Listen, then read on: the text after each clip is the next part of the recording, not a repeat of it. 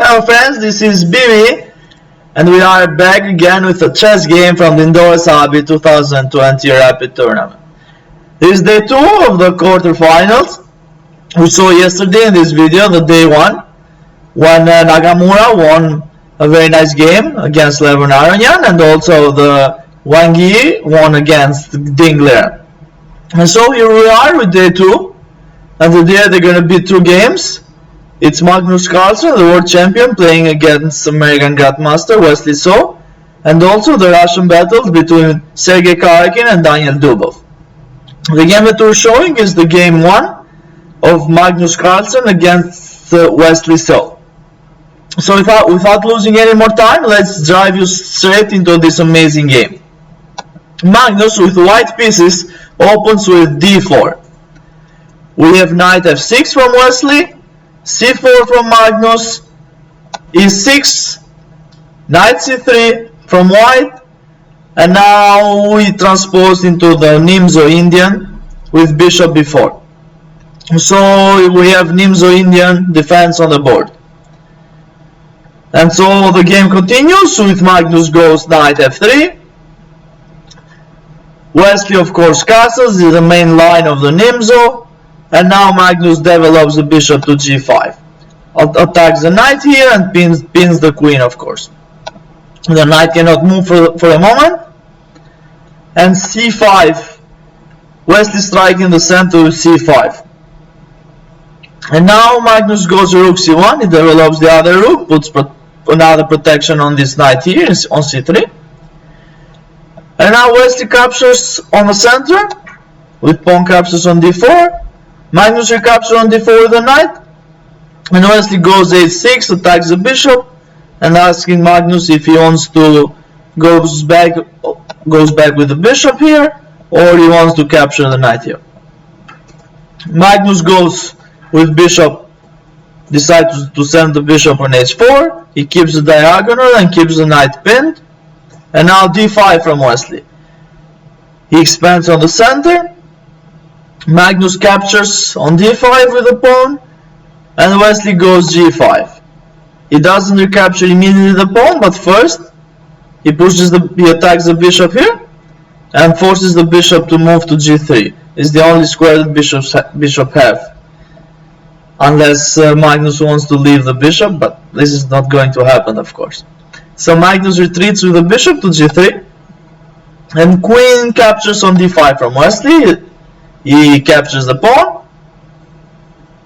Of course, if you were wondering if the queen is hanging here, it's not, because the knight is pinned. He cannot move because then it's a check. So Wesley didn't blunder a queen here. Magnus protects the knight now on e3, and queen captures on a2 from Wesley. Wesley captures another pawn. And now he is a pawn up.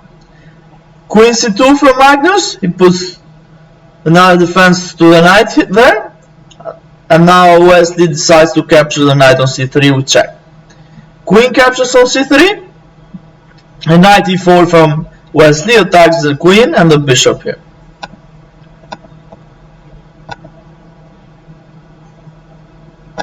c2 from Magnus. He moves the queen back, attacking the knight. And now Wesley gives a check on a5 with his queen. Magnus moves the king on e2. It might be an awkward square for the king, but the king is safe there, so it's not a problem. And knight captures on g3. Wesley captures Magnus bishop, and now pawn captures on h3. Also, now this h file is open, and Magnus can use this for attack later. Okay, Wesley goes g7. He puts the king in a safer square. And now f4 from Magnus.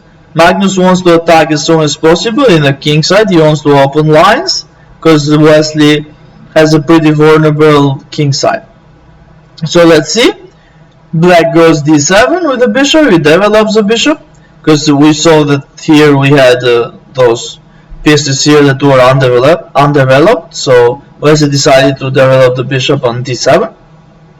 And now b4 from Magnus. He attacks the queen and pretty much offers this pawn here. And Wesley captures the pawn with the queen on b4. And now Magnus goes g5, he captures the pawn. And Wesley goes rook c8. And believe it or not, this is move 19, but here, with this move that Wesley does, rook to c8, he is completely lost. Because Magnus has some forcing moves, and it's a forcing line. And the line continues first with the pawn captures on h6 with check. King goes to h8, and now the Magnus queen it's under attack here from the rook. And if he moves the queen anywhere, then Wesley can capture the rook. For example, if he moves the queen here in this square, Wesley can just capture the rook here, and then after Magnus hits a rook down. So this is nothing good for him. So on this move here, after the check and king goes on h8, Magnus decides to part with his queen. That's why he is the world champion. He doesn't need a queen to win. So he goes queen captures on 8 on c8 with check. And of course there's no better move than recapturing the queen with the bishop. And now Wesley captures the bishop with the rook with check. King goes to h7, and now Magnus first goes knight f3. He prepares to remaneuver the knight to a better square so he can attack the king here. And as we know, a move with the knight back, it's the greatest move in chess. So Wesley goes f6. He has not too much moves to make, because as you see, the knight is pinned here, cannot be moved, and also this rook is stuck here in the starting square on a8. So Wesley pretty much has only the queen left. And Magnus has a very nice structure here, and with this rook controlling all this h file here, it's gonna be very difficult for Wesley to defend this. But okay, the game continues with knight f2 from Magnus, king f2 from Magnus. I'm sorry about that. He puts the king in a safer square so he can avoid all the checks, and just in case if any checks comes, he can always block with the bishop here. Wesley goes queen b2 with check, and Magnus of course blocks with the bishop on e2. Knight a6 from Wesley. Wesley decides to give the rook here, because enable to be activate the knight and to create some chances on to attack the white's king. And of course Magnus accepts the rook and he captures it on a8. Knight c5 from Wesley, and now Magnus goes rook d1. He planned to send this rook here, and also with this rook here, the black king is completely cut off from the game. And now knight e4 with check from Wesley. Magnus goes king g1, and now f5 from Wesley. He cannot capture he cannot capture the bishop for the moment here, because bishop here is off limits, because if he decides to capture the bishop, then rook goes immediately here on d8, and then after king captures here, then he has knight here, and then the next move is rook on a8 with mate. So this it's not a good option for white. So that's why it does that. So he captures the queen. He gives a check on f2. King goes to h1, and now queen captures the pawn on h3.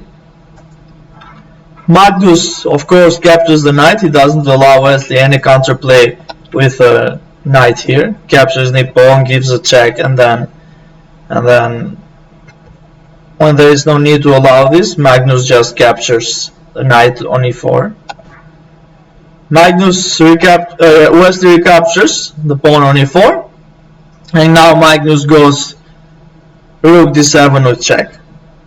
King g6 from Wesley, and after Magnus plays rook g8 with check, it was in this position on move 33, then Wesley so resigns the game. It's nothing more to be done because white is it's in a mating net, so regardless of what black plays, here there is no more checks to be given, because this square, if he gives any check here in this file here, then for example, let's say king captures here, and then he would give a check. You can protect here, and then there is no more checks to be given, and then the plan is easy for white. He is just gonna double the rooks here, and he's gonna give the black king is gonna be mated very soon. So this was a very cool game from the world champion when he sacrifices the queen for a mating attack. So in the game 2 in the game 2 of the day 2 of the quarterfinals, Daniel Dubov crushes Sergei Karakin with a score of 3.5 and so we're gonna be back tomorrow with the day 3 when Nakamura is gonna play against Levon Aronian again. We're gonna see if Aronian is gonna be able to bounce back and to beat Nagamura, and also Ding Liren is going to try his chances with Wei Yi in the day 3 of the quarterfinals. So that is all for this game. Thank you all for watching, and I will see you soon tomorrow with another video from day 3 of the quarterfinals. Thank you all, and blessings.